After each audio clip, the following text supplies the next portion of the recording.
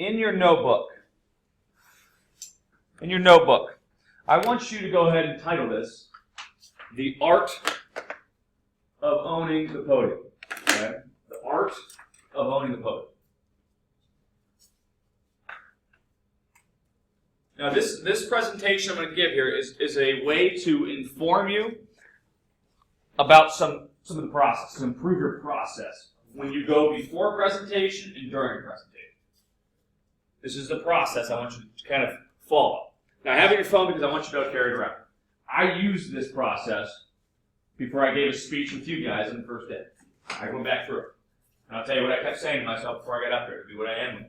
Now, this is Art of Owning the Podium.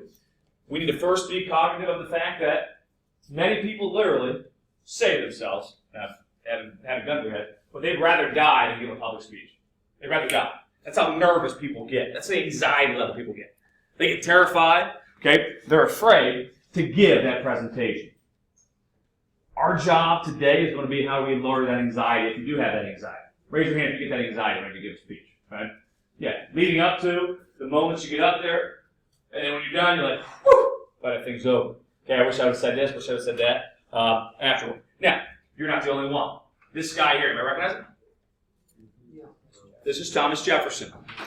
Homeboy TJ, okay, was terrified to speak public. Terrified. One of the founding fathers, one of the greats. This dude, he gave 2 presentations in his life. Both inaugural addresses. And both times, he had a piece of paper, and he read, real quietly, real timidly, word for word off this paper. He was terrified. So you're not the only one. Now, you can look at this 2 ways. Thomas Jefferson should have got over that fear, or you can still become great, even if you're not a great public speaker. Right? He was a great communicator through writing. All right? Now, we look here. I want you to follow this motto whenever you're about to give a speech. This again, preparation. Be bold, stand out. Be brave, be courageous. And then, be gone. Know when to leave. Okay? And we want to make sure we leave maybe after we tell a joke or after we say something profound. Know when to leave the party, as they say. So be bold, be brave, be gone. This kind of motto, I think, is something that helps inspire me. I have it on my wristband here. Be bold. Stand out. This is why I wear suspenders usually. Okay? I don't have a belt, because everybody wears a belt. I want to wear suspenders so it stands out. Be brave. Get up in front of people and talk. Okay? Get up in front of people, look them in the eye. And overcome that fear. Find a way to embrace that fear. Like, everything you're afraid of is what you need to do. The stuff you're afraid of is what you need to do. You need to overcome that fear. Within reason. Within reason. Now, I'll tell you a quick story. I thought this was powerful. This is a former president. Anybody recognize this guy? Pretty cool president. Nope. Calvin Coolidge. Pun intended. Calvin Coolidge. Okay, when he was your age, right, he was in his house, and he'd hear a stranger coming through the old kitchen door. Other side of the kitchen door, he'd hear a stranger talking to his mom and dad. And he said, every time I heard him, I was terrified. My palms would get sweaty. I would tremble. I never thought I could walk through that old kitchen door and actually shake that person's hand, look him in the eye. But he said I did something. I knew I had to overcome that fear. What I started doing is I forced myself to tackle it. I went through that old kitchen door. And he said, every time I have to meet a stranger, even today, every time I have to give a speech, even today, Calvin Coolidge said, I have to go through that old kitchen door. I have to go through that fear. I got to get through it. Okay? So we need to look for stuff like this that helps us understand that other people, like yourself, go through this fear. It's normal. All right? It's normal. But our goal is attempt to make somebody's highlight reel when we get up there. Okay? What is our highlights? What do we really want to hit on? Now, remember this statement here. Go ahead and read that real quick. You always remember this. People forget what you said. It's at 7%.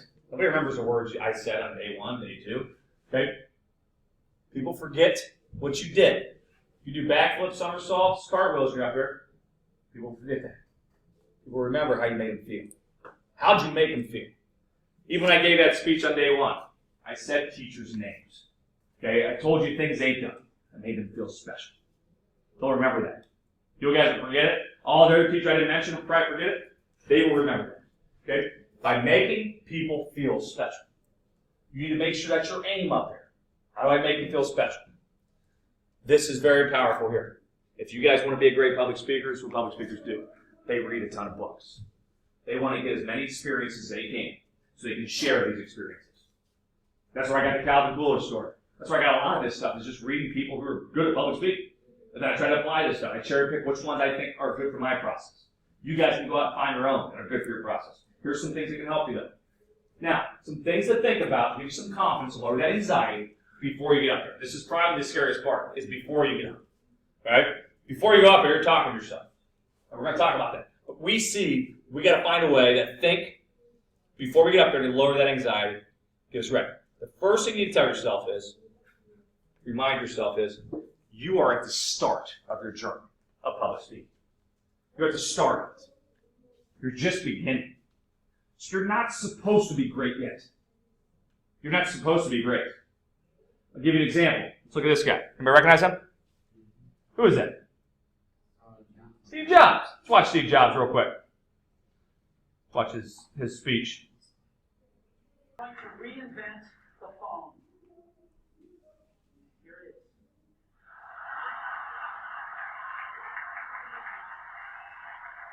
Now, actually, here it is, but we're going to leave it there for now.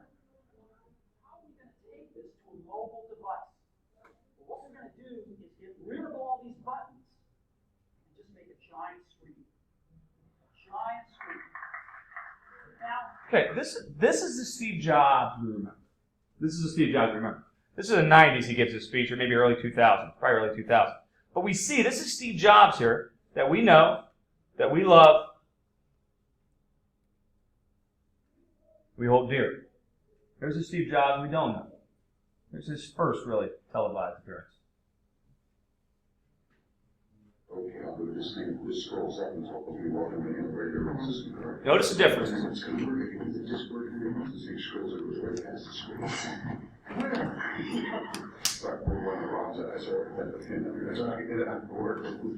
After hours of getting this thing right down, just scroll past it. Okay. God, look at that. Look, I'm on television. Hey! Hey. Amazing. Yeah, it is. What's that? No. Yes, you are. Am I really? Are you serious? Yeah, they got your deal. God. Okay, this thing I'm going to let you put in your own ear and just see what it is. It's a talk back. They're going to talk to you. Now, this is not the real thing, all right? You just want a picture of me now? That's it. They're going to do social. They'll sit you here. God. Whenever you would like to have some water, Steve, or... Well, I'm going to not have to sit here until you're ready, right? You're going to let me go away and then come back or Yeah, something? you're going to work hard again, so if you got to do anything, do it now. I am. Okay. You want to go to the bathroom room? No, you could bring me some water. Stay there. Oh, I'm not. After we get a shot of him, please do walk around and then Okay, then the show is over for like a half hour. We have to sit there for a half hour. you sure? Okay. Great. I'm mostly. Then you need to tell me where the restroom is too, because I'm deathly ill actually and ready to throw up at any moment. So. Try to cross the wall. Great. I'm not joking.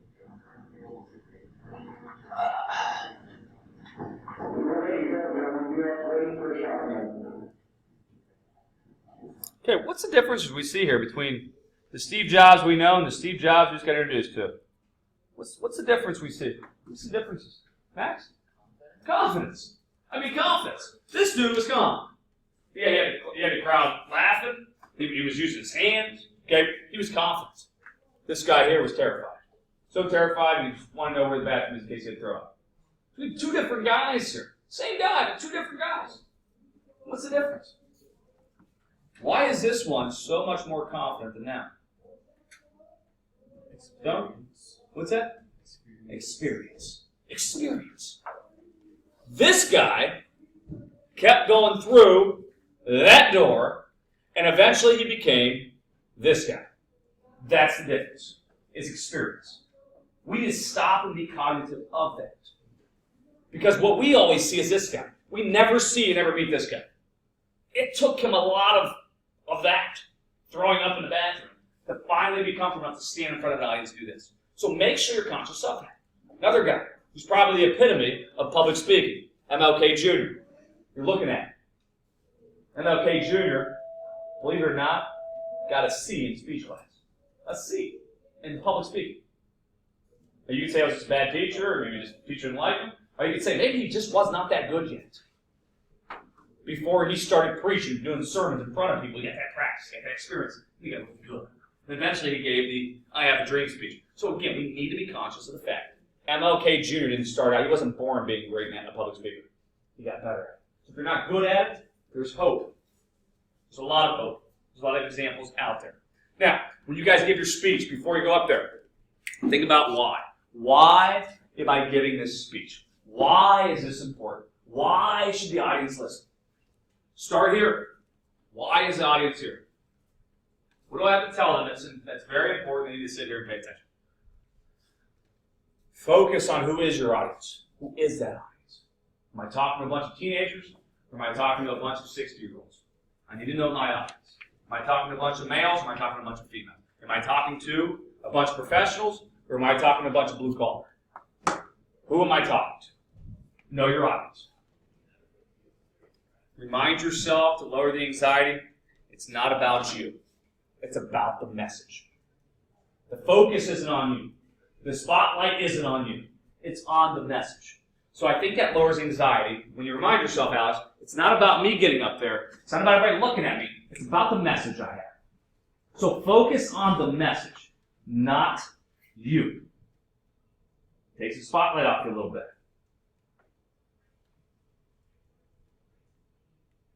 Power pose. We did this. We did this right here. We did the power pose. That's why I had to do it. This is a power pose. This is a power pose. Hold it for a minute and a half. 90 seconds, 2 minutes. Okay? Hold it. Own that space. Because over here, Tony Robbins, public speaker, motivational speaker, real tall guy, did a couple movies. Okay, before he goes out there, he does jumping jacks. He gets a little trampoline, he jumps on it. Tries to own that space, tries to get going, tries to get energy. Okay, you need to make sure you try to do that whenever you're about before you give a speech. Get that energy level up. Own that space. Talk to yourself. Say positive things to yourself. We talked about this. Psychology says we say 300 to 1,000 words per minute to ourselves in our brain. What are you saying to yourself? I'm going to kill this. I'm going to kill this. I'm going to kill this speech. I'm going to kill this speech. I'm going to kill this speech. I am confident. I am confident. I am confident. I trust my message. I practice. I practice. I'm good. I'm good. I'm confident. I'm confident. I'm confident. These people like me. These people like me. These people, you've got to have that confidence. You've got to keep saying these things over and over and over again. Positive reinforcement. Repetition. You need to practice what it is you're going to say. It's fun when you hear people say, I just want the speech. If there's ever a great speech, I'm going to tell you right now, they didn't wing that. They didn't just wing that. They may have had some stuff come up in their brain while they were talking, but they didn't just wing it. They just get up and say, I'm going to start talking about this. I mean, it's a bravado. It's a false bravado. Now, the bad speech, you can tell they don't practice. You can say, yeah, you didn't practice. You can tell. The great ones, it's not like Martin Luther King Jr. That wasn't the first time he said, I have a dream speech. He practiced in front of a mirror. He practiced in front of people. He practiced. I mean, that wasn't the first time he got up there and gave that speech. So you need to remind yourself of that. Practice, repetition. Here's one thing to lower your anxiety. I gave a commencement speech 3-4 years back.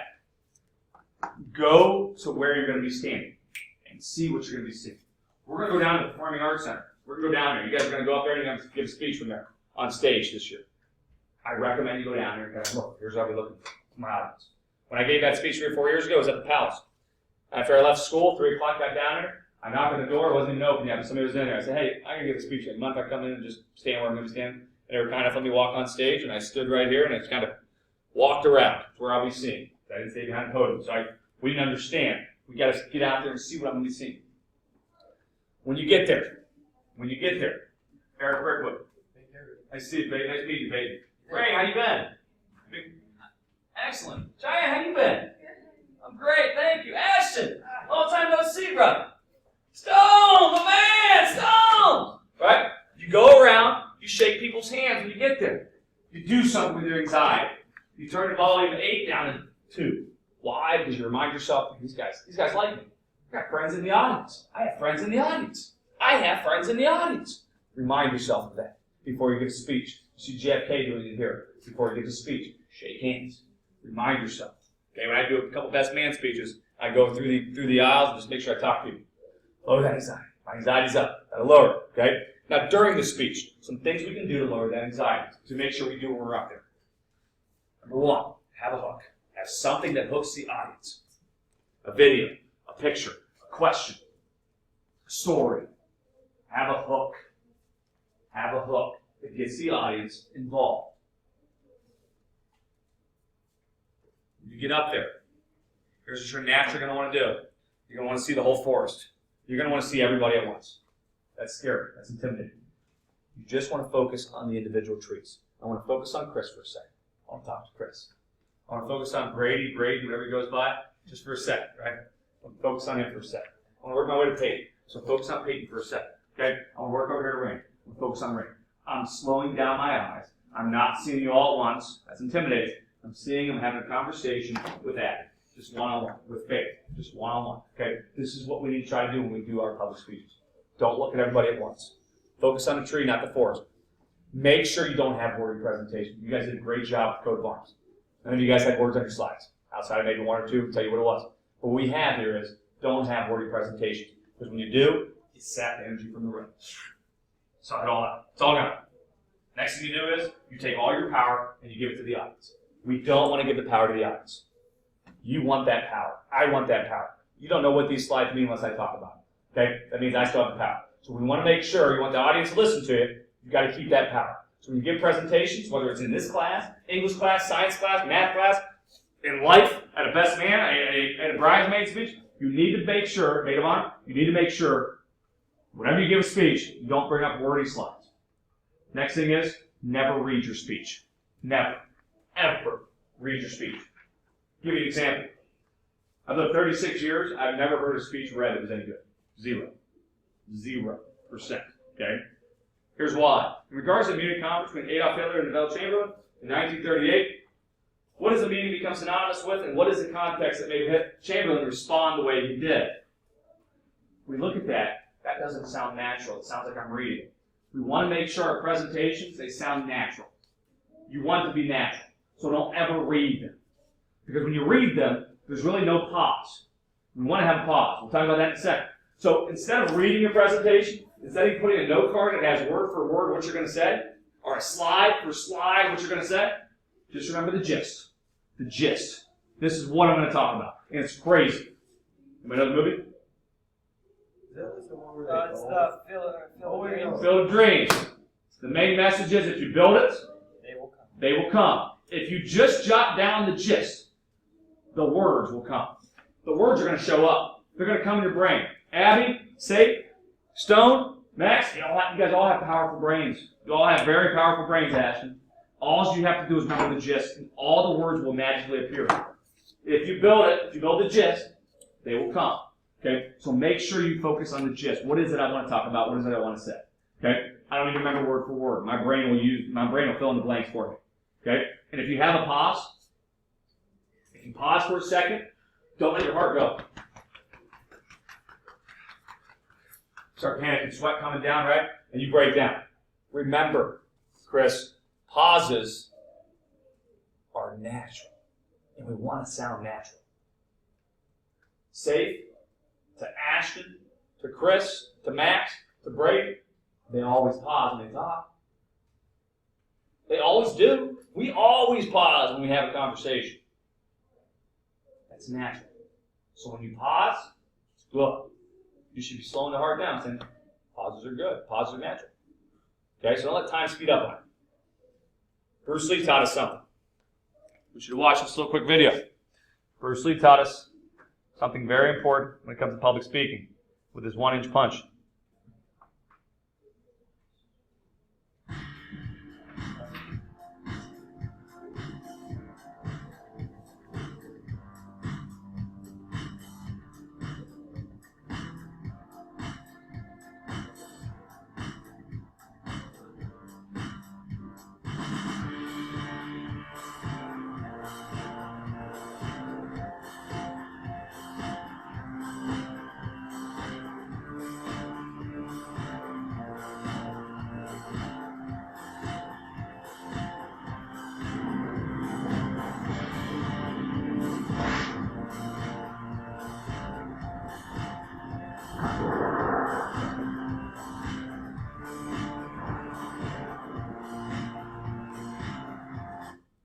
Bruce Lee taught us with that 1-inch punch.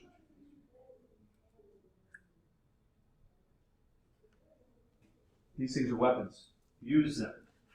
They give people energy when you throw them at people. You throw them at people, right? You throw them, okay? You throw them. So make sure you use these. Don't have them in your pockets. Don't stand down by your side, Cheyenne. You want to make sure you throw them at people. Throw that energy at people. Throw it at people, right? So make sure you use these hands as weapons, like Bruce Lee's 1-inch punch. Remember the 1-inch punch. Remember using these hands as weapons in speech, okay? To enunciate, to make sure you hammer home a point, okay? Now, Ronald Reagan. Somebody asked me, and some people argue he was a good speaker. I thought he was average, but some people argue he was a good speaker. They asked him, what's your secret? He said, his answer response to the reporter was, I learned something in elementary class. When you give a speech, tell the audience what it is you're going to tell them. And then you tell them. And then you tell them what you told them. Think about that. Tell the audience what it is you're going to tell them. Introduce. Here's what we're going to be talking about today. Public speaking, art of owning the podium. Then tell them what to do. And then tell them what you told them. Go over those things and make sure they know. Any questions, comments, concerns there? Next one. You guys give your speech, find your niche. Find your niche. Niche. Find your niche. Anybody recognize this guy? If I had a son, I would think about naming him this. His name is Bert. Okay? Bert or Clyde. These are my two names I go with. Probably not Bert, it's Clyde. But Bert here. Alright? He could have been remembered in history. But he didn't have his niche. The only people remembered him were these people around him here. And they're all dead, so nobody remembers Bert anymore. Bert Hinkler is his name. And he happened to be the second man in history to fly across the Atlantic Ocean. From America to Europe. Bert Hinkler, second person in history of the world to fly across the Atlantic Ocean. Remember who the first person was?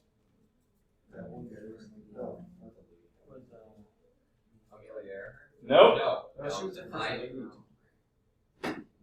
Charles Lindbergh. Yeah. Charles Lindbergh, Spirit of St. Louis. Charles Lindbergh was the first person to fly across the Atlantic. The second person was Bert Hinkler. The third person was, who's that? Amelia Earhart. Why do we always remember Amelia though? She's the third person.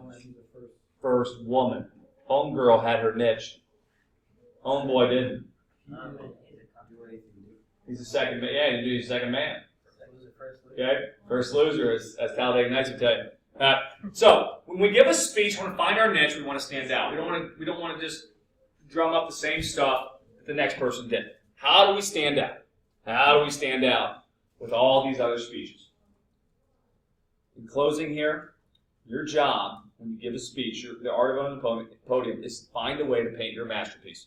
Choose any color you want. Choose any brush you want. Choose any canvas you want. It's your masterpiece. It's your own unique way to give a presentation. Find out how to do it. Okay? Find out what makes you, what makes you unique. Remember this story. This is what I kept saying to myself before I spoke to you guys. Okay? This guy's name was Abbé Faria. When he was a child, there's a picture of him as older. He's around the 16th century. Okay? As a boy, he's in Portugal. He's asked to give a speech in a church in front of the Queen. Right? He's a boy. Right? He steps up there, and his heart starts beating, just like we beat today in 2018, 1500. It's beat real fast. He starts getting real nervous. The Queen's here, Queen of Portugal. And it starts to overcome him. And his dad tells him, son, calm down. Calm down. They're all made of straw. Cut the straw. Cut the straw. And Faria calmed down just by hearing those words from his father. Cut the straw. They're all made of straw. Okay? And that's what I kept saying to myself before I spoke to you guys. Before I spoke to teachers. Instead, cut the straw. Cut the straw. Cut the straw. Cut the straw. Cut the straw. Okay? Cut the straw. So we want to stop and realize, okay, that we want to be motivated by stories like this to help inspire us. Hi, Carlo. So look for these stories for yourself that will help inspire you to overcome that fear. And you want to bring your speech full circle, and you'll realize, art of owning the podium, you'll realize when you get up there, okay, and you do these things, and you practice like Steve Jobs practiced, like MLK Jr. practiced, you won't need a podium. Okay, you'll be out in front of the audience. You won't need that crutch. So this is a process I want you guys to try to stick to from now to the day you die. Okay, this is the stuff you can use. You can add to this as well. Stuff that works for you. This will be yours. So make sure that you guys try to find a way to do that. I'll put this on Google Classroom. When you guys load it up, try to make a copy of it and then put it as your own public speaking 101 and things you come across throughout the year, strategies you can use for your process. Add slides to it so you guys can use this the rest of your life. Okay? This is probably one of the most important things because you're going to have to get speeches. You're going to have to get in front of people and present information from now until the time you guys are done working on a job. Any questions or confusion? We good? Okay. I'm done. You guys have the time yourself. Just think back on what some things I could use in here to help me out. So with that, good job in here.